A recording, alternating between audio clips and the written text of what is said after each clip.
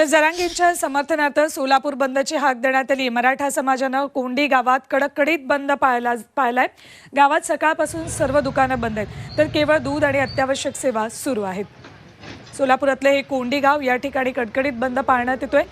काय नेमकं या गावामधल्या या सगळ्या गावकऱ्यांचं म्हणणं आहे जाणून घेतले आमचे प्रतिनिधी अभिषेक आदेप्पा यांनी।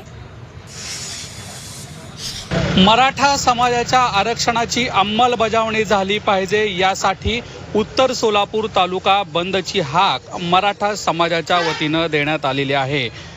झी 24 तासच्या माध्यमातून आपण हे चित्रण पाहू शकतो। आता आपण उत्तर सोलापूर तालुक्यातील कोंडी या गावात आहोत। या ठिकाणी कडकडीत बंद हा पाळण्यात येत आहे। दादा, काय नेमका आज बंद ठेवलेला आहात, काय सांगाल?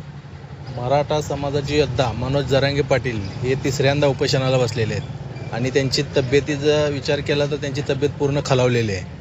म्हणून त्यांच्या तब्येतीची काळजी घेऊन सरकारनं हे जे कायदा केला आहे त्याची लवकरात लवकर अंमलबजावणी करावा। इथून पुढं मनोजदादांचा एक शब्द जर आम्हाला आला तर उग्र आंदोलन करण्याची आमची तयारी आहे। अभिषेक आदेप्पा, झी मीडिया, सोलापूर।